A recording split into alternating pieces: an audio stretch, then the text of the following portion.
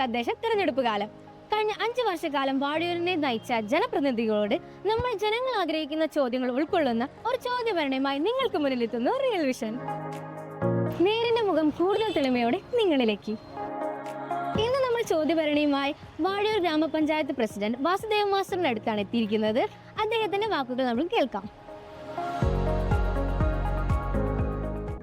ഞാൻ T P Vasudevan master, Vazhayur grama panchayat president, അതോടൊപ്പം 6ാം ward member കൂടിയാണ്.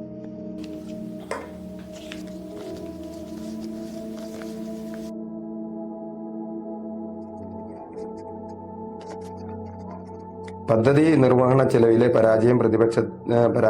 പ്രതിപക്ഷ ആരോപണത്തെ എങ്ങനെ നോക്കിക്കാണുന്നു? പദ്ധതി നിർവഹണം എന്ന് പറയുന്നത് ഒരു പഞ്ചായത്തിനെ സംബന്ധിച്ചിടത്തോളം ഏറ്റവും പ്രധാനമായ കാര്യം തന്നെയാണ്. പക്ഷേ അതിന് ഒരുപാട് ഘടകങ്ങളുടെ കൂടിച്ചേരലാണ് പദ്ധതി നിർവഹണത്തിന് ഏറ്റവും പ്രധാനമായ കാര്യം. നമ്മുടെ പഞ്ചായത്തിനെ സംബന്ധിച്ചിടത്തോളം ഈ ഒരു ഭരണസമിതി 2020-25 കാലഘട്ടത്തിലെ ഭരണസമിതിയുടെ കാലത്ത് 13 സെക്രട്ടറിമാരാണ് വന്നുപോയിട്ടുള്ളത്. ഒരു പഞ്ചായത്തിന്റെ പ്രവൃത്തികളിൽ ഏറ്റവും പ്രധാനപ്പെട്ട ഘടകമാണ് സെക്രട്ടറി എന്നുള്ളത്.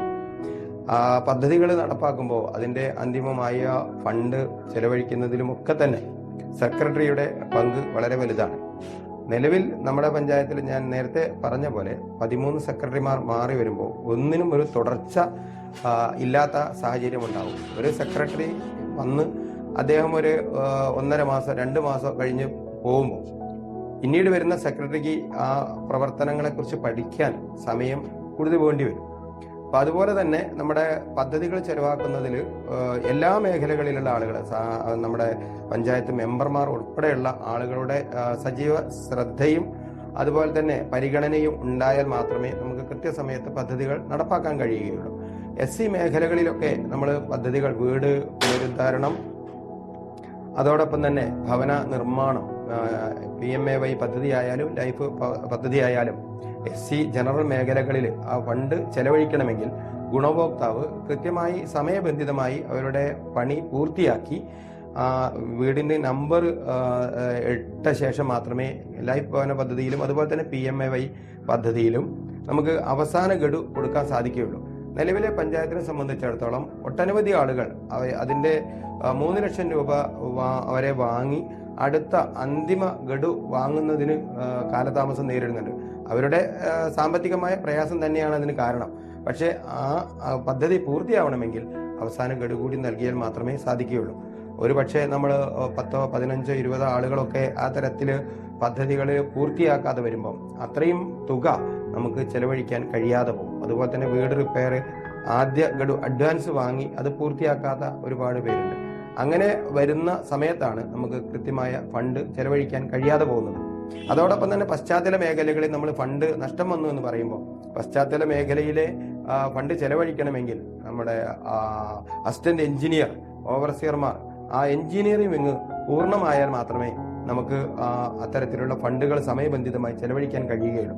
നമ്മുടെ പഞ്ചായത്തിനെ സംബന്ധിച്ചിടത്തോളം ഈ ഭരണസമിതിയുടെ കാലത്ത് 7ഓളം എഞ്ചിനീയർമാരാണ് വന്നു പോയിട്ടുള്ളത്. അതുകൊണ്ട് തന്നെ ഒരു എഞ്ചിനീയർ മെഷർമെന്റ് എടുത്ത് പോയിട്ടുള്ള കാര്യം പിന്നീട് ഒരു എഞ്ചിനീയർ വരുമ്പോൾ അവർക്ക് അതിൻ്റെ ഒരു തുടർച്ച ഉണ്ടാവാൻ സാധിക്കില്ല. അതുകൊണ്ട് തന്നെ അവർ വീണ്ടും ആ പ്രവൃത്തി മെഷർമെന്റ് എടുക്കലും അതുപോലെയുള്ള പ്രവൃത്തികളൊക്കെ വീണ്ടും ചെയ്യേണ്ടി വരുമ്പോൾ കാലതാമസം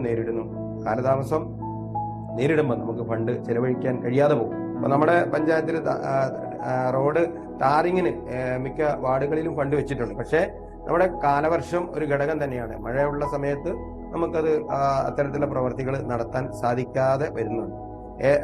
എല്ലാ ഭാഗത്തു നിന്നും, മെമ്പർമാരുടെ ഭാഗത്തു നിന്നായാലും അതുപോലെ തന്നെ പ്രസിഡന്റ് ഉൾപ്പെടെയുള്ള എല്ലാ ആളുകളും ജാഗ്രതയോടെ പ്രവർത്തിക്കുകയും അതുപോലെ തന്നെ ഉദ്യോഗസ്ഥ തലത്തിൽ ഒരു കൃത്യമായ ആളുകൾ ആ സീറ്റുകളിൽ ഉണ്ടാവുമ്പോൾ മാത്രമേ നമുക്ക് കൃത്യമായ പദ്ധതികൾ സമയബന്ധിതമായി ചെലവഴിക്കാൻ കഴിയുകയുള്ളൂ.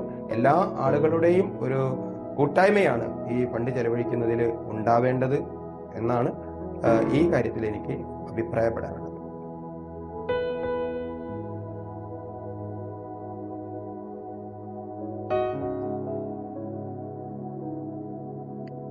കഴിഞ്ഞ കാലത്ത് പൂർത്തിയാക്കിയ പ്രധാന പദ്ധതികൾ എന്തൊക്കെയായിരുന്നു?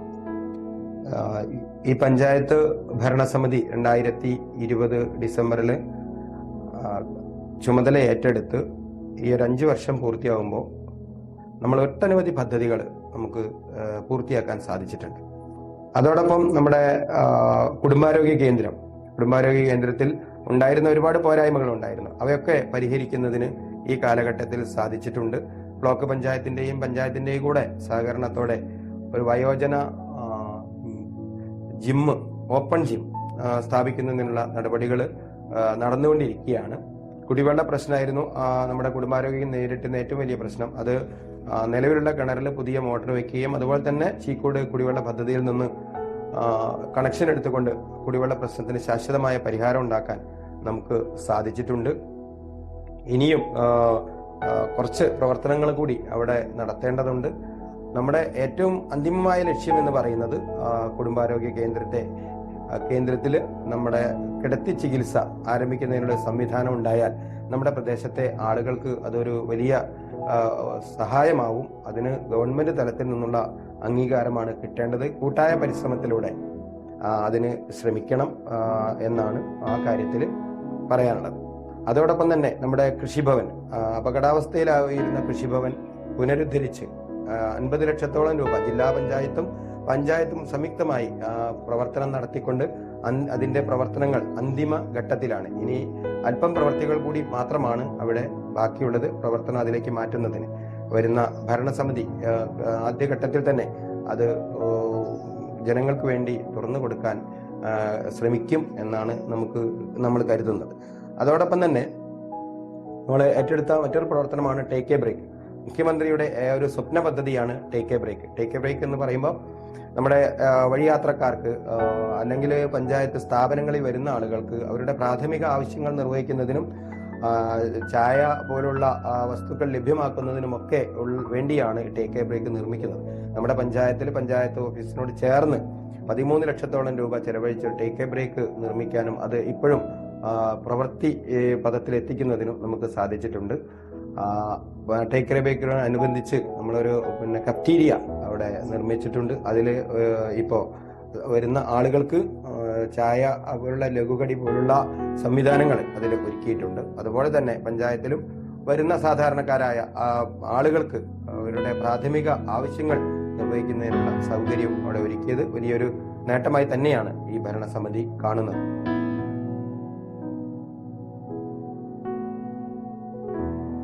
പ്രസിഡന്റ് എന്ന നിലയിൽ നേരിട്ട ഏറ്റവും വലിയ വെല്ലുവിളി ഏതാണ് എന്നാണ്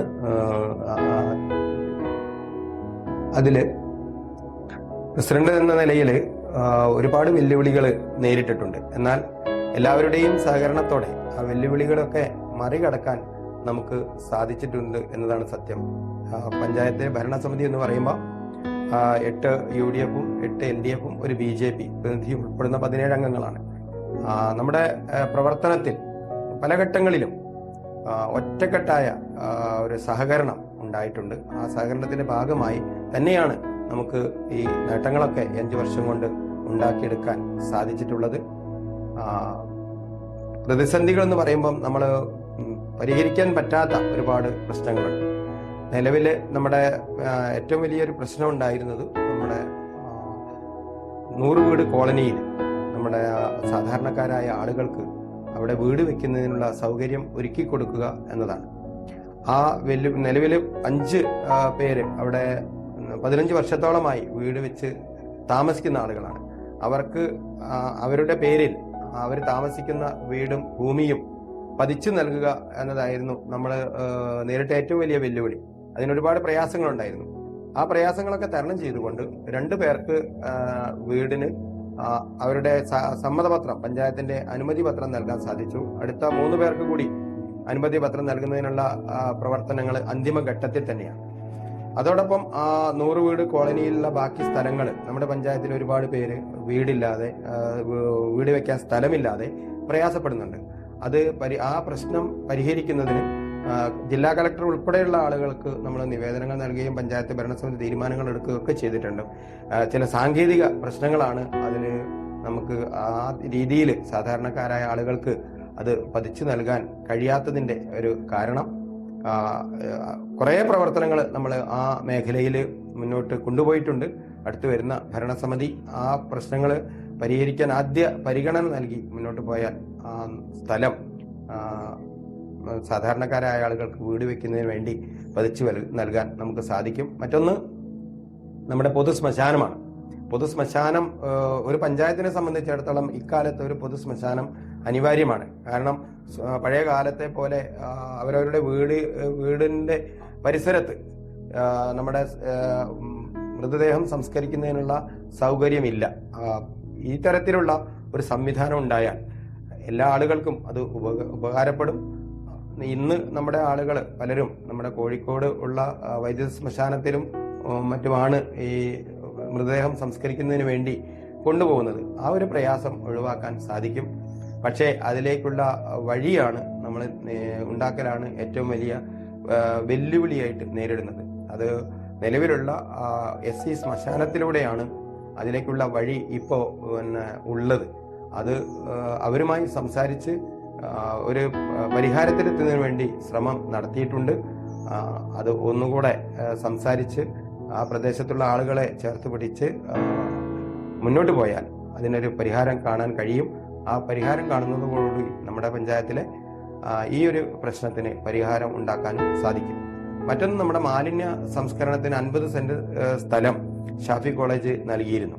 2009 ഷാഫി കോളേജ് ആ സ്ഥലം പഞ്ചായത്തിന് റിലിംഗ്വിഷ് ചെയ്ത് നൽകിയത്. രജിസ്റ്റർ ചെയ്ത് നൽകിയിട്ടുണ്ടായിരുന്നില്ല, റിലിംഗ്വിഷ് ചെയ്ത് നൽകിയിരുന്നത്. പക്ഷേ നിലവിൽ നമ്മൾ അത് കണ്ടുപിടിക്കുന്നതിന് വേണ്ടി താലൂക്ക് സർവേയർ ഉൾപ്പെടെയുള്ള ആളുകൾ വന്ന് സർവേ നടത്തിയിട്ടും ആ സ്ഥലം എവിടെയാണെന്ന് ഐഡന്റിഫൈ ചെയ്യാൻ ഇതുവരെ സാധിച്ചിട്ടില്ല. അത് ആ സ്ഥലം ലഭ്യമാവുന്നതോടുകൂടി മാലിന്യ സംസ്കരണ പ്രവർത്തനങ്ങൾ കുറച്ചുകൂടി മെച്ചപ്പെട്ട രീതിയിൽ നടത്താൻ നമുക്ക് സാധിക്കും. അതിനുവേണ്ടി പഞ്ചായത്ത് ഭരണസമിതി നിരന്തരം ശ്രമിച്ചിട്ടുണ്ട്. പക്ഷേ അതിന് ഒരു പരിഹാരം ഉണ്ടാക്കാൻ ഇതുവരെ സാധിച്ചിട്ടില്ല.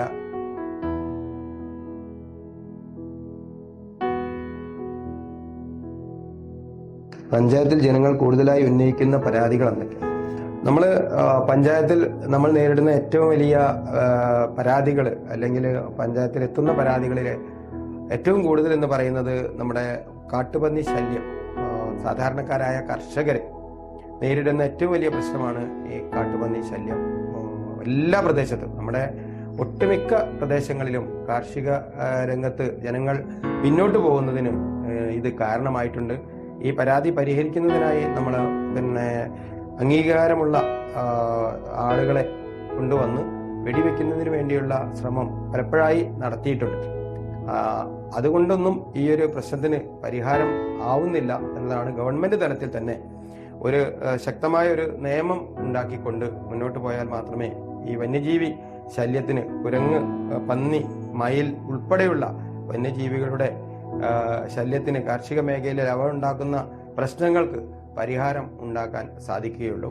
മറ്റൊന്ന്, തെരുവ് നായ ശല്യമാണ് പഞ്ചായത്തിൽ എത്തുന്ന പരാതികളിൽ കൂടുതൽ. പല പ്രദേശങ്ങളിലും തെരുവ് നായ ശല്യം കൂടുതലാണ്. സംസ്ഥാനത്തൊട്ടാകെ ഉള്ള ഒരു വിഷയം തന്നെയാണിത്. സുപ്രീം കോടതി ഉൾപ്പെടെയുള്ള സംവിധാനങ്ങൾ ഇതിനു വേണ്ട നിയമനിർമ്മാണങ്ങളൊക്കെ നടത്തുന്നതിനും അത് ആ നിയമത്തിനുള്ളിൽ നിന്നുകൊണ്ട് പ്രശ്നം പരിഹരിക്കുന്നതിനുമൊക്കെ നിർദ്ദേശങ്ങൾ നൽകിയിട്ടുണ്ട്. എന്നിരുന്നാലും പഞ്ചായത്തിനെ സംബന്ധിച്ചിടത്തോളം തെരുവുനായ ശല്യത്തിന് ചെയ്യാൻ കഴിയുന്ന ഒരു കാര്യം എന്ന് പറയുന്നത് പേവിഷബാധയ്ക്കെതിരെയുള്ള കുത്തിവെപ്പാണ്. നമ്മുടെ പഞ്ചായത്ത് 2-3 തവണയായി പേവിഷബാധയ്ക്കെതിരെയുള്ള കുത്തിവെപ്പ് നടത്തുന്നതിന് വേണ്ടിയുള്ള ശ്രമം നടത്തിയിട്ടുണ്ട്. പക്ഷേ ശാശ്വതമായ ഒരു പരിഹാരം ഉണ്ടാക്കാൻ കഴിഞ്ഞിട്ടില്ല. അത് സംസ്ഥാന തലത്തിൽ തന്നെ ഉള്ള ഒരു പ്രശ്നമാണ്. അതിന് ഒരു ശക്തമായ നിയമനിർമ്മാണമാണ് ഉണ്ടാവേണ്ടത്. പഞ്ചായത്തിലെ ബജറ്റ് തയ്യാറാക്കുമ്പോൾ ഏറ്റവും കൂടുതൽ തുക നീക്കിവെക്കുന്ന മേഖല ഏതാണ്? പഞ്ചായത്ത് ബജറ്റ് തയ്യാറാക്കുമ്പോൾ ഗവൺമെന്റ് മാനദണ്ഡങ്ങൾ പരിഗണിച്ച് മാത്രമേ നമുക്ക് മുന്നോട്ട് പോകാൻ സാധിക്കുകയുള്ളൂ. ഗവൺമെന്റ് നമുക്ക് 1 രൂപ തരുമ്പോൾ അത് ഏതെല്ലാം മേഖലകളിൽ എങ്ങനെയെല്ലാം ചെലവഴിക്കണമെന്ന് കൃത്യമായ മാർഗനിർദ്ദേശം നൽകാറുണ്ട്. സ്ത്രീകളുടെ ഉന്നമനത്തിനായി 10% തുക മാറ്റിവെക്കണം. വൃദ്ധന്മാരുടെയും വയോജനങ്ങളുടെയും കുട്ടികളുടെയും ഒക്കെ ഉന്നമനത്തിനായി 5% തുക മാറ്റിവെക്കണം. കാർഷിക മേഖലയിൽ ഉൽപാദന മേഖലയിൽ 30% മാറ്റിവെക്കണം. അങ്ങനെ ഓരോ മേഖലകളിലേക്കും നമുക്ക് മാറ്റിവെക്കേണ്ട തുകയുടെ അളവ് കൃത്യമായി ഗവൺമെന്റ് നിർദ്ദേശിക്കുന്നു, ഗവൺമെന്റ് തരുന്ന പ്ലാൻ ഫണ്ടിന്റെ. അതോടൊപ്പം പശ്ചാത്തല മേഖലയിൽ 30% ഫണ്ടാണ് നമുക്ക് ചെലവഴിക്കാൻ കഴിയുക സേവന മേഖലയിൽ. അങ്ങനെ ഓരോ മേഖല തിരിച്ച് നമുക്ക് നിർദ്ദേശം തരുന്നതുകൊണ്ട് അതിലൊതുങ്ങി നിന്ന് മാത്രമേ നമുക്ക് പ്രവർത്തിക്കാൻ സാധിക്കുകയുള്ളൂ. എന്നിരുന്നാലും സേവന മേഖലയിലാണ് നമ്മൾ ഏറ്റവും കൂടുതൽ തുക നമ്മൾ ചെലവഴിക്കുന്നത്. ഭിന്നശേഷി കുട്ടികൾക്കുള്ള സ്കോളർഷിപ്പ്, അതോടൊപ്പം അവരുടെ ഭക്ഷണത്തിനുള്ള ചെലവുകൾ, അതോടൊപ്പം വൃദ്ധന്മാർക്കുള്ള സഹായ ഉപകരണങ്ങൾ, അവരുടെ കലാപരിപാടികൾ, കലാമേളകൾ ഉൾപ്പെടെയുള്ള പദ്ധതികളൊക്കെ നടപ്പാക്കുന്നത് സേവന മേഖലകളിലാണ്. സേവന മേഖലയിൽ തന്നെയാണ് നമ്മൾ ഏറ്റവും കൂടുതൽ തുക ചെലവഴിക്കുന്നത്.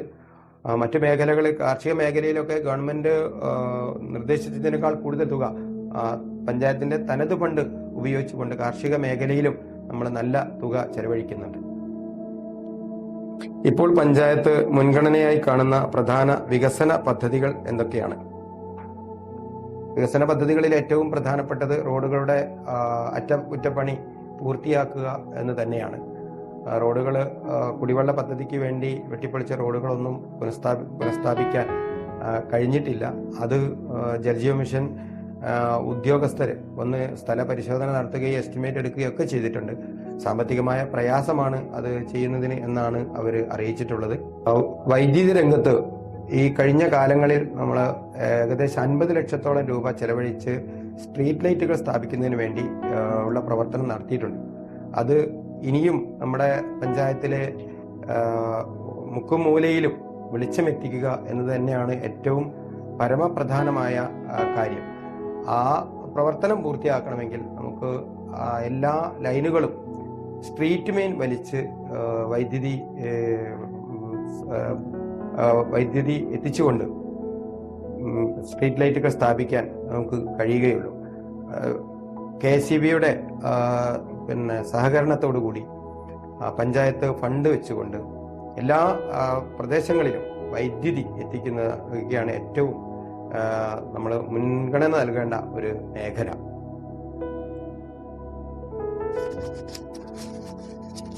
കുറച്ച് വർഷങ്ങളായി പഞ്ചായത്തിൽ ഉദ്യോഗസ്ഥരുടെ സ്ഥലമാറ്റം കൂടി വരുന്നു. എന്തായിരുന്നു കാരണം? നമ്മുടെ പഞ്ചായത്ത് നേരിട്ട ഏറ്റവും വലിയ ഒരു പ്രശ്നമാണ് ഉദ്യോഗസ്ഥർ നിരന്തരമായി സ്ഥലമാറ്റം എന്നത്. 13 സെക്രട്ടറിമാർ ഈ ഒരു കാലയളവിൽ പഞ്ചായത്തിൽ വന്നു പോയി എന്ന് പറയുമ്പോൾ തന്നെ അതിൻ്റെ ഒരു പ്രയാസം മനസ്സിലാവും. ഒരു തുടർച്ച, ഒരു സെക്രട്ടറി വന്ന് അദ്ദേഹത്തിന്റെ പ്രവർത്തനം തുടങ്ങി കഴിയുന്ന വല്ലാതെ കാലതാമസം ഇല്ലാതെ തന്നെ അവർ സ്ഥലം മാറി പോവുകയാണ്. അതിനൊരുപാട് കാരണങ്ങളുണ്ട്. വിവരാവകാശം എന്ന് പറയുന്നത് നമ്മുടെ ഗവൺമെന്റ് കൊണ്ടുവന്നിട്ടുള്ള ഏറ്റവും പുരോഗമനപരമായ ഒരു പ്രവർത്തനമാണ്. മൻമോഹൻ സിംഗ് ആണ്, ആ ഗവൺമെന്റാണ് അതിന് നേതൃത്വം നൽകി അത്തരത്തിലുള്ളൊരു നിയമം കൊണ്ടുവന്നത്. അത് നല്ല രീതിയിൽ ഉപയോഗിക്കുകയാണെങ്കിൽ അത് നാടിന് ഗുണപ്രദമാണ്. അതിനെ നമ്മൾ ദുരുപയോഗം ചെയ്യുമ്പോൾ നമ്മുടെ വാഴയൂർ പഞ്ചായത്ത് അനുഭവിക്കുന്നത് പോലെയുള്ള ഒരുപാട് പ്രയാസങ്ങൾ ഉണ്ടാവും. വാഴയൂർ പഞ്ചായത്തിനെ കുറിച്ച് ഉദ്യോഗസ്ഥ തലത്തിൽ ഉള്ള ഒരു മനോഭാവം എന്ന് പറയുന്നത് വാഴയൂർ പഞ്ചായത്തിലേക്ക് സ്ഥലം മാറി പോകുന്നത് ബുദ്ധിയല്ല എന്ന ഒരു ചിന്ത ഉദ്യോഗസ്ഥരുടെ ഇടയിൽ ഉണ്ടായിട്ടുണ്ട്. പല ഉദ്യോഗസ്ഥരും നമ്മുടെ അറിവിൽ വാഴയൂർ പഞ്ചായത്തിലേക്ക് സ്ഥലം മാറ്റം ആവശ്യപ്പെടുകയും എന്നാൽ പിന്നീട് അതിനെക്കുറിച്ച് അന്വേഷിച്ച് നോക്കുമ്പോൾ അത് അവിടെ ജോലി ചെയ്യാൻ പ്രയാസമാണ് എന്ന ഒരു അറിവ് അവർക്ക് കിട്ടുന്നു എന്നാണ് നമ്മൾ മനസ്സിലാക്കുന്നത്. പഞ്ചായത്തിനെ സംബന്ധിച്ചിടത്തോളം മറ്റു പ്രയാസങ്ങളൊന്നും ഈ ഒരു ജോലിക്കാരെ സംബന്ധിച്ചോളം ഇല്ല. പക്ഷേ വിവരാവകാശത്തിന് മറുപടി കൊടുക്കുക, എല്ലാ സെക്ഷനിലും ഇതുപോലെയുള്ള ചോദ്യങ്ങൾ വരുന്നുണ്ട്. അപ്പൊ അതിനൊക്കെ മറുപടി കൊടുക്കേണ്ടി വരുന്ന ഒരു സാഹചര്യം മലപ്പുറം ജില്ലയിൽ തന്നെ, ഒരുപക്ഷെ കേരളത്തിൽ തന്നെ ഏറ്റവും കൂടുതൽ വിവരാവകാശത്തിന് മറുപടി കൊടുക്കേണ്ടി വരുന്ന ഒരു പഞ്ചായത്ത് ഏത് എന്ന് ചോദിച്ചാൽ ഒരുപക്ഷെ അത് വാഴയൂരായിരിക്കും. എന്തുകൊണ്ടാണ് അങ്ങനെ വരുന്നത് എന്ന് നമുക്ക് മനസ്സിലാവുന്നില്ല. നമ്മളോട് ബന്ധപ്പെട്ട പഞ്ചായത്തിൽ ഈ 5 വർഷക്കാലം നമ്മൾ ഉദ്യോഗസ്ഥരുമായി ഒരുമിച്ച് നിന്ന് പ്രവർത്തിച്ച ഒരു അനുഭവം വെച്ച് അവര് നമ്മളോട് പറയുന്നത് ഈ രീതിയിൽ ആണ് മുന്നോട്ട് പോകുന്നത് എങ്കിൽ ഉദ്യോഗസ്ഥന്മാർക്ക് ഇവിടെ ജോലി ചെയ്യാൻ പ്രയാസമായിരിക്കും എന്ന് തന്നെയാണ്. കാരണം സെക്രട്ടറി ഒരുപാട് പ്രവർത്തനങ്ങൾ പഞ്ചായത്തിൽ ഏറ്റെടുത്ത് നടത്തേണ്ട ഒരു ചുമതല വഹിക്കുന്ന ഒരു ഗസറ്റഡ് ഉദ്യോഗസ്ഥനാണ്. അദ്ദേഹത്തെ ആളുകളെ സംബന്ധിച്ചിടത്തോളം എല്ലാം കൃത്യമായി നടത്തി പോകണമെങ്കിൽ ജോലി ഭാരം ചില ഘട്ടങ്ങളിൽ വളരെ കൂടുതലാണ്. ഇലക്ഷനൊക്കെ വരുന്ന സമയത്ത് ഇലക്ഷന്റെ മുന്നൊരുക്കങ്ങളുമായി ബന്ധപ്പെട്ട് മാസങ്ങളോളം രാപ്പകലില്ലാതെ അധ്വാനിച്ചാൽ മാത്രമേ കൃത്യമായി മുന്നോട്ട് പോകാൻ കഴിയുകയുള്ളൂ. ആ ഘട്ടത്തിൽ ഇത്തരം ചോദ്യങ്ങൾക്കൊക്കെ മറുപടി ഉണ്ടാക്കി കൊടുക്കുക എന്നത് പറയുന്നത് ഒരു ഭഗീരഥ പ്രയത്നം തന്നെയാണ്. കൊടുക്കുന്ന മറുപടി കൃത്യമല്ലെങ്കിൽ അത് പിന്നീട് അവർക്ക് വീണ്ടും പ്രയാസങ്ങൾ സൃഷ്ടിക്കും. അതുകൊണ്ട് തന്നെ അതിനുവേണ്ടി കൂടുതൽ സമയം മാറ്റിവെക്കേണ്ട ഒരു സാഹചര്യമുണ്ട് എന്ന് കരുതി വിവരാവകാശം തെറ്റാണ് എന്നോ വിവരാവകാശം നൽകുന്നത് ശരിയല്ല എന്നോ അഭിപ്രായമില്ല. നമുക്ക് ഓരോ വ്യക്തിക്കും നടക്കുന്ന കാര്യങ്ങളെക്കുറിച്ച് അറിയാനുള്ള അവകാശമുണ്ട്. അതിനുവേണ്ടി തന്നെയാണ് ആ നിയമം നടപ്പാക്കിയത്. പക്ഷേ വിവരാവകാശത്തിന് നമ്മൾ അപേക്ഷ നൽകുമ്പോൾ അതിൻ്റെ പ്രാധാന്യം കൂടി കണക്കിലെടുത്ത് കൊണ്ടുവേണം ചെയ്യാൻ. എന്നാൽ ഇത്തരം പ്രശ്നങ്ങൾ ഒഴിവാക്കാൻ സാധിക്കും. ജനങ്ങളുമായുള്ള ആശയവിനിമയം എങ്ങനെ മെച്ചപ്പെടുത്തുന്നുവെന്ന് പറയാമോ?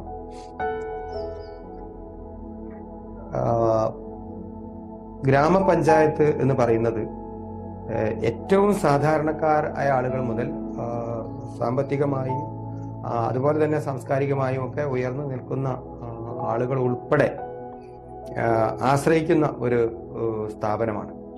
അവിടെ വരുന്ന ഓരോ മനുഷ്യനെയും കൃത്യമായി പരിഗണിച്ച് പോവണം. അവരുമായി സംവദിച്ചുകൊണ്ട് അവരുടെ പ്രശ്നങ്ങളെ പഠിച്ചുകൊണ്ട് അവരെ ചേർത്ത് പിടിക്കാൻ കഴിയണം. അപ്പോഴാണ് യഥാർത്ഥത്തിൽ ഗാന്ധിജി വിഭാവനം ചെയ്ത ഗ്രാമസ്വരാജ് എന്ന ഒരാശയം പൂർണ്ണമാവുകയുള്ളൂ. ഓരോ വ്യക്തിയും അവരുടെ ആവശ്യങ്ങൾക്കായി നമ്മുടെ സ്ഥാപനത്തെ പഞ്ചായത്തിനെ സമീപിക്കുമ്പോൾ ഒരു അർഹമായ പരിഗണന അവർക്ക് കിട്ടാൻ ഉള്ള സംവിധാനം ഉണ്ടാവണം. എല്ലാവരെയും ചേർത്ത് പിടിക്കുക, അവരുടെ ആവശ്യങ്ങൾ അറിഞ്ഞ് പ്രവർത്തിക്കുക എന്നതാണ് ഏറ്റവും പരമപ്രധാനമായ കാര്യം. പ്രസിഡന്റായി 5 വർഷം പൂർത്തിയാക്കാൻ ഇരിക്കുന്ന ഈ ഘട്ടം പൂർണ്ണ സംതൃപ്തനാണോ? കഴിഞ്ഞ 5 വർഷം പാഴയൂർ ഗ്രാമപഞ്ചായത്തിന്റെ പ്രസിഡന്റായി ഇരിക്കാൻ കഴിഞ്ഞത് ഒരു വലിയ ഭാഗ്യമായി തന്നെ കരുതുകയാണ്, ഒരു വലിയ അംഗീകാരമായി തന്നെ കരുതുകയാണ്. കാരണം ഒരു പ്രാദേശിക സർക്കാരിന്റെ തലവനായി പ്രവർത്തിക്കാൻ കഴിയുക എന്നത് വലിയ നേട്ടമാണ്. ഈ ഒരു ഘട്ടത്തിൽ പൂർണ്ണ സംതൃപ്തനാണോ എന്ന് ചോദിച്ചാൽ പൂർണ്ണമായും സംതൃപ്തനല്ല എന്ന് തന്നെയാണ് പറയേണ്ടി വരിക. കാരണം ഒട്ടനവധി പ്രശ്നങ്ങൾ ഇനിയും പരിഹരിക്കേണ്ടതുണ്ട്. നമ്മുടെ റോഡുകളുടെ പുനരുദ്ധാരണം, അതുപോലെ തന്നെ സ്ട്രീറ്റ് ലൈറ്റ് സ്ഥാപിക്കുന്നതിനുള്ള പ്രശ്നങ്ങൾ, നമ്മുടെ കാർഷിക മേഖലയിൽ തരിശ് ഭൂമി കൃഷിക്ക് ഉപയുക്തമാക്കാൻ ഉള്ള പ്രവർത്തനങ്ങൾ, ഇവയൊന്നും പൂർണ്ണമായും നടപ്പാക്കാൻ സാധിച്ചിട്ടില്ല. അതുപോലെ തന്നെ മാലിന്യ സംസ്കരണ രംഗത്ത് കുറെ കൂടെ മെച്ചപ്പെട്ട പ്രവർത്തനങ്ങൾ നടത്തേണ്ടതുണ്ട്. സാധാരണക്കാരായ ആളുകൾക്ക് അവരുടെ പ്രശ്നങ്ങൾ പരിഹരിക്കുന്നതിനുള്ള സംവിധാനങ്ങൾ ഉണ്ടാക്കാൻ ഒരു പരിധിവരെ കഴിഞ്ഞിട്ട് പൂർണ്ണമായും അതിൽ കഴിഞ്ഞിട്ടില്ല. എന്നിരുന്നാലും മറ്റൊരു തരത്തിൽ പറഞ്ഞാൽ ഈ 5 വർഷക്കാലം പൂർണ്ണ സംതൃപ്തനായി തന്നെയാണ് ജോലി ചെയ്തിട്ടുള്ളത്. ഒട്ടുമിക്ക ദിവസങ്ങളിലും പഞ്ചായത്തിൽ എത്താൻ ശ്രമിക്കാറുണ്ട്. വളരെ കുറഞ്ഞ ദിവസങ്ങളിൽ മാത്രമേ പഞ്ചായത്തിൽ പോവാതിരുന്നിട്ടുള്ളൂ. കാരണം നമ്മുടെ നാട്ടിലെ പല ആവശ്യങ്ങൾക്കായി വരുന്ന ആളുകൾ, പഞ്ചായത്തിനെ ആശ്രയിക്കുന്ന ആളുകൾക്ക് അവര് പഞ്ചായത്തിൽ വരുമ്പോൾ കൃത്യമായ ഒരു സേവനം ലഭ്യമാക്കണം. അവർക്ക് അവരുടെ പ്രശ്നങ്ങൾക്ക് മറുപടി പറയാൻ ഒരു ആള് അവിടെ ഉണ്ട് എന്ന് പ്രതീക്ഷിച്ചാണ് അവർ വരുന്നത്. അപ്പൊ അവരെ അഡ്രസ്സ് ചെയ്യാൻ നമ്മൾ അവിടെ ഉണ്ടാവണം. അങ്ങനെ മിക്കവാറും ദിവസങ്ങളിൽ പഞ്ചായത്തിൽ ഉണ്ടായിട്ടുണ്ട്. അവരെ സാധാരണക്കാരായ ആളുകളുടെ പ്രശ്നങ്ങളെ പരിഹരിക്കാൻ ശ്രമിച്ചിട്ടുണ്ട്. അതോടൊപ്പം ഈ ഒരു പഞ്ചായത്ത് പ്രസിഡന്റ് എന്ന ആ ഒരു പദവി ഉപയോഗിച്ചുകൊണ്ട് നാട്ടിലെ പ്രയാസം അനുഭവിക്കുന്ന, സാമ്പത്തികമായി പ്രയാസം അനുഭവിക്കുന്ന, അല്ലെങ്കിൽ രോഗം കൊണ്ട് പ്രയാസം അനുഭവിക്കുന്ന ആളുകളെ ചേർത്ത് നിർത്താൻ, അവർക്ക് കൃത്യമായി സഹായം എത്തിക്കാൻ ഈ ഒരു പദവി ഉപയോഗപ്പെട്ടിട്ടുണ്ട് എന്ന കാര്യത്തിൽ വലിയ സംതൃപ്തിയുണ്ട്. ജീവകാരുണ്യ പ്രവർത്തന മേഖലയിൽ വലിയ സഹായങ്ങൾ ചെയ്യാൻ ഈ പദവി ഉപയോഗപ്പെടുത്തിയിട്ടുണ്ട്. അതൊക്കെ ഈ ഒരു പദവിയിൽ ഇരുന്നു കൊണ്ട് ചെയ്യാൻ പറ്റിയ പ്രവർത്തനമാണ്. അക്കാര്യത്തിൽ ഞാൻ പൂർണ്ണ സംതൃപ്തനാണ്. മാലിന്യ സംസ്കരണവുമായി ബന്ധപ്പെട്ട് പഞ്ചായത്ത് എന്തെല്ലാം ചെയ്യുന്നു? ഈ പഞ്ചായത്ത് ഭരണസമിതി നേരിട്ട ഏറ്റവും വലിയ ഒരു പ്രശ്നം മാലിന്യ പ്രശ്നം തന്നെയായിരുന്നു. നിലവില് 10 ഹരിതകർമ്മ സേനാംഗങ്ങളാണ് ഈ പഞ്ചായത്ത് ഭരണസമിതി നിലവിൽ വന്നപ്പോൾ ഉണ്ടായിരുന്നത്. അവർ ജോലി ചെയ്യുന്ന സാഹചര്യം വളരെ പ്രയാസമുള്ളതായിരുന്നു. ടാർപോളിൻ ഷീറ്റ് വലിച്ചു കെട്ടി വെയിലും മഴയും കൊണ്ടാണ് അവർ മാലിന്യം തരംതിരിച്ചിരുന്നത്. അതിനുള്ള സൗകര്യം ഉണ്ടായിരുന്നില്ല. ഈ ഭരണസമിതി വന്ന ഘട്ടത്തിൽ തന്നെ അവർക്ക് ജോലി ചെയ്യുന്നതിന് വേണ്ടി സൗകര്യമുള്ള ഒരു കെട്ടിടം നിർമ്മിക്കുന്നതിന് ശ്രമിക്കുകയും അത് നിർമ്മാണം പൂർത്തിയാക്കി പ്രവർത്തനം ആരംഭിക്കുകയും ചെയ്തു. ചില സാങ്കേതിക പ്രശ്നങ്ങളാൽ നമുക്ക് അവിടെ പ്രവർത്തനം തുടർന്ന് നടത്താൻ സാധിച്ചില്ല. അതിന് പല കാരണങ്ങളുണ്ട്. അതോടൊപ്പം തന്നെ ആ ഒരു പ്രശ്നം പരിഹരിക്കുന്നതിന് നമ്മൾ പുതുക്കോടുള്ള ഒരു ഗോഡൗൺ വാടകയ്ക്ക് എടുക്കുകയും അവിടെ നല്ല രീതിയിൽ വെയിലിംഗ് മെഷീൻ ഉൾപ്പെടെ സ്ഥാപിച്ചുകൊണ്ട് മികച്ച രീതിയിൽ മാലിന്യ സംസ്കരണ പ്രവർത്തനങ്ങൾ നടത്തി വരുന്നു. നിലവിൽ നമുക്ക് 24 ഹരിതകർമ്മ സേനാംഗങ്ങളുണ്ട്. 10 പേരെ കൂടി നിയമിക്കുന്നതിന് പഞ്ചായത്ത് ഭരണസമിതി തീരുമാനമെടുത്തിട്ടുണ്ട്. മാലിന്യ സംസ്കരണ രംഗത്ത് ഒരു വലിയ കുതിച്ചുചാട്ടം നടത്താൻ നമ്മുടെ ഹരിതകർമ്മ സേനാംഗങ്ങൾക്ക് കഴിഞ്ഞിട്ടുണ്ട്. ജില്ലയിലെ തന്നെ ഏറ്റവും മികച്ച ഹരിത MCF അതിനുള്ള പുരസ്കാരം നേടാൻ നമ്മുടെ ഹരിതകർമ്മ സേനാംഗങ്ങൾക്ക് കഴിഞ്ഞിട്ടുണ്ട്. ഹെൽത്ത് ഇൻസ്പെക്ടർ അൻവറിന്റെ നേതൃത്വത്തിലാണ് ഹരിതകർമ്മ സേനാംഗങ്ങൾ പ്രവർത്തിക്കുന്നത്. ഈ നിലവിൽ കഴിഞ്ഞ 5 വർഷം നമ്മുടെ പ്രവർത്തനം തുടങ്ങുമ്പോൾ ഉണ്ടായിരുന്നതിനേക്കാൾ ഒരു വലിയ മാറ്റം മാലിന്യ സംസ്കരണ രംഗത്ത് നമുക്ക് ഉണ്ടാക്കിയെടുക്കാൻ സാധിച്ചിട്ടുണ്ട്. ജനങ്ങളുടെ മനോഭാവത്തിലും മാറ്റം വന്നിട്ടുണ്ട്. നിലവിൽ നമുക്കൊരു ഗുഡ്സ് ഓട്ടോയാണുള്ളത്. അത് നമ്മുടെ പ്രവർത്തനത്തിന് പര്യാപ്തമല്ല. അതുകൊണ്ട് തന്നെ മറ്റൊരു വാഹനം വാങ്ങുന്നതിനുള്ള 12 ലക്ഷം രൂപ ഈ പഞ്ചായത്ത് ഭരണസമിതി വകയിരുത്തി മാലിന്യ സംസ്കരണം എന്ന ആ ഒരു പ്രശ്നം നല്ല രീതിയിൽ അഡ്രസ്സ് ചെയ്യുന്നതിന് വേണ്ടിയുള്ള എല്ലാ പ്രവർത്തനങ്ങളും നമ്മൾ ചെയ്തിട്ടുണ്ട്. സാമൂഹിക നീതി ഉറപ്പാക്കാൻ പഞ്ചായത്ത് എടുത്തിട്ടുള്ള നടപടികൾ എന്തൊക്കെയാണ്? പഞ്ചായത്തിനെ സംബന്ധിച്ചിടത്തോളം സാമൂഹിക നീതി നടപ്പാക്കുക എന്നത് ഏറ്റവും പരമപ്രധാനമായ കാര്യമാണ്. സാമൂഹിക നീതി എല്ലാ ഭിന്നശേഷിക്കാരായാലും വയോജനങ്ങളായാലും വിദ്യാർത്ഥികളായാലും വനിതകളായാലും അവരെയൊക്കെ ചേർത്ത് പിടിക്കുന്ന പരിപാടികൾ പഞ്ചായത്ത് നടത്തിയിട്ടുണ്ട്. കഴിഞ്ഞ 4 വർഷക്കാലം രോഗി കിടപ്പിലായിപ്പോയ ആളുകളെ ഒരു ദിവസം പഞ്ചായത്തിലെ ഒരു പുതിയ സംവിധാനത്തിലേക്ക് കൊണ്ടുവന്നുകൊണ്ട് അവർക്ക് അവരുടെ പരിചരണം നൽകുന്ന ആളുകൾക്കും ഒരു സഹായം നൽകാൻ നമുക്ക് കഴിഞ്ഞിട്ടുണ്ട്. അതുപോലെ തന്നെ ഭിന്നശേഷി കുട്ടികളുടെ കലാമേള നടത്താനും അവരെ വ്യത്യസ്ത സ്ഥലങ്ങളിലേക്ക് വിനോദയാത്രയ്ക്ക് കൊണ്ടുപോയി അവരുടെ മാനസിക ഉല്ലാസം ഉറപ്പാക്കാൻ നമുക്ക് സാധിച്ചിട്ടുണ്ട്. ബഡ്സ് കെട്ടിടം നിർമ്മിച്ചതിലൂടെ അവരുടെ പഠനം നല്ല രീതിയിൽ നടത്തുന്നതിന് വേണ്ടിയുള്ള അടിസ്ഥാന സൗകര്യം ഒരുക്കാൻ നമുക്ക് സാധിച്ചിട്ടുണ്ട്. പഞ്ചായത്തിൽ വരുന്ന പെൻഷൻ അപേക്ഷകൾ സമയബന്ധിതമായി പൂർത്തിയാക്കി അത് താമസമില്ലാതെ തന്നെ അവർക്ക് പെൻഷൻ നൽകുന്നതിനും നമുക്ക് സാധിച്ചിട്ടുണ്ട്. സാമൂഹിക നീതി ഉറപ്പാക്കുന്ന കാര്യത്തിൽ ഒട്ടനവധി പ്രവർത്തനങ്ങൾ ICDSുമായി സഹകരിച്ചുകൊണ്ട് നമ്മൾ ചെയ്തിട്ടുണ്ട്. കോക്ലിയർ ഇംപ്ലാന്റേഷൻ കഴിഞ്ഞ ആളുകൾക്ക് അവരുടെ ആ ഉപകരണം കേടുവരുമ്പോൾ അത് കൃത്യമായി നന്നാക്കുന്നതിന് വേണ്ടിയുള്ള ഫണ്ട് എല്ലാ വർഷവും വകയിരുത്തി പോകുന്നു. ആശുപത്രിയിലെ സേവനങ്ങൾ കുടുംബാരോഗ്യ കേന്ദ്രത്തിലും ഹോമിയോ ആശുപത്രിയിലും ആയുർവേദ ആശുപത്രിയിലും ഒക്കെ കൃത്യമായി മരുന്നുകൾ എത്തിച്ചുകൊണ്ട് സാധാരണക്കാരായ ആളുകൾക്ക് സഹായം എത്തിക്കുന്നതിനുള്ള ശ്രമവും പഞ്ചായത്തിന്റെ ഭാഗത്തു നിന്ന് കഴിഞ്ഞ 5 വർഷം ഉണ്ടായിട്ടുണ്ട്.